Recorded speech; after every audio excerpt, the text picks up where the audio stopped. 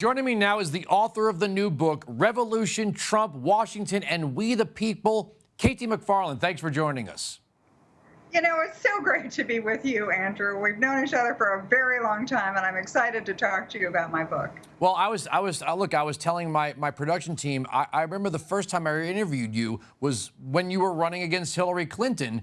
And ever since then, you've always been so gracious. You've always given me time. And even sometimes you've made news on my program by breaking news. Like, for example, I put it in the monologue that the whistleblower, the Ukraine call whistleblower worked for you on the National Security Council. That's right. I tried to get him fired. I didn't have much luck.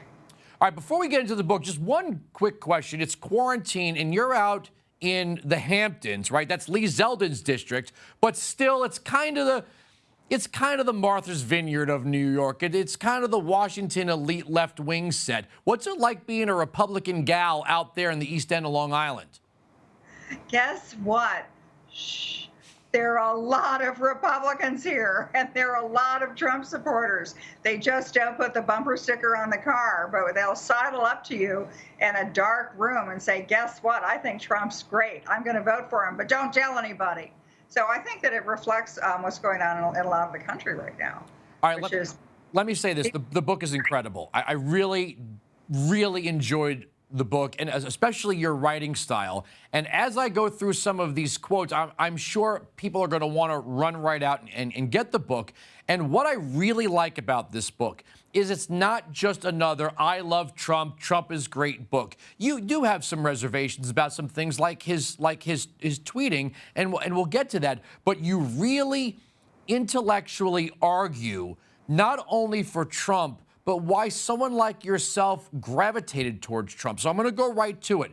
On page 32, you write, during 2016, over 24 Republicans were competing for the privilege of running against Hillary Clinton, the Democrats' inevitable presidential candidate. And to my mind, most of them offered up the same old standard platform that had failed so miserably in the past. The frontrunner was Jeb Bush, whose father and brother had already been president. He was the poster boy for the Republican establishment, dynastic politics, and the very things I thought were holding us back. I may have converted to populism and nationalism, but it seemed to be a lonely stance. None of the presidential candidates had done so, but when Trump entered the race, I got interested. Here was someone who thought the way I did on many key issues. He was just unorthodox enough, independent enough, and tough enough to break through the Republican lineup.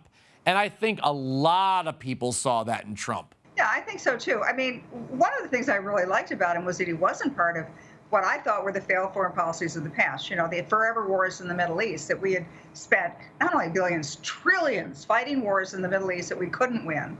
And we were doing it in places that didn't really matter. And we were propping up leaders who didn't even like us. So what were we doing? What were we wasting our time and resources in American blood and treasure there when the real problem, the real strategic threat to the United States was always going to come from China? And Trump was the only one who understood that. In fact, people made fun of him during the campaign. And they said, oh, Trump, he's so obsessed with China, China, China, China, when in fact he was talking about something that I thought was very much looking into the future. Everybody else was stuck in the past. They were talking about the Middle East. They were talking about Russia. But the real strategic threat, economically, politically, militarily, was from China. And he saw it. And that's why I supported him and continue to do so. I think he's been unbelievably gutsy to stand up to China. Republicans wouldn't do it. Democrats certainly wouldn't do it. And Trump did it all alone, and he continues to do it. And I think, time has shown in the last 3 years absolutely how right he was with that stand. What's funny is that a lot of Republicans were exhausted at the idea of another Bush presidency. Long before Democrats got sick of the idea of, because what is it they used to say? It's been 40 years, and for every election, there's always a Clinton or a Bush on the ticket, somewhere. That's got to get on some voters' nerves. And I think, look, he was a great governor, and I'm sure he's a nice guy. but he really just sounded like your stereotypical boilerplate, bumper sticker Republican in the beginning. And we already saw that in Mitt Romney. We had it with John McCain. Those guys lost. Bob Dole, same thing. HW was a one-termer. It was time for something new, and I'm glad you recognized that so early. Well, and what I also liked about Trump was that he didn't need the job. He already had a much better house than the White House. He had a better fleet of planes than Air Force One. So he didn't need the job to prove anything to himself. And the other thing I liked about him was that he's tough and blunt. He knew that you had to smash a lot of China in that China shop before anything would change. The establishment was so dug in, Republicans as well as Democrats, they were so dug in that you could never have changed policies with the same old people talking about the same old stuff. And while we were sort of busy frittering around with the same old, I thought China was making its moves to replace the United States as the world's predominant power. By mid-century, I think the pandemic has speeded up their timeline. But Trump understood that and realized that it was a very narrow window of opportunity, because the longer you wait, the more powerful China would become. So I think I think he was the right thing to do, and I was really proud to be part of his initial team to set up that policy, especially towards China, to stand up to China. Before I take a big skip into a different chapter in the book, I want to go right to the next page, because this also really jumped out at me.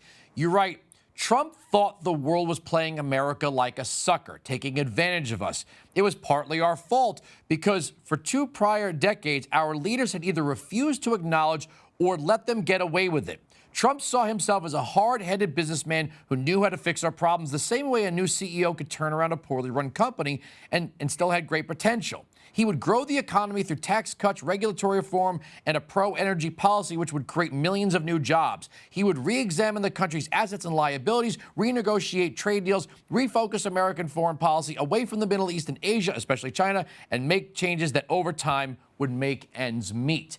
And again, that's something you hear the Washington people say it every 2 to 4 years. We're going to cut the waste, fraud, and abuse. We're going to get tough on, this nation or that nation. We're going to secure the border. And then it's the same old, same old. And Trump stepped right into that and said, here are the problems, and here's how we'll fix them.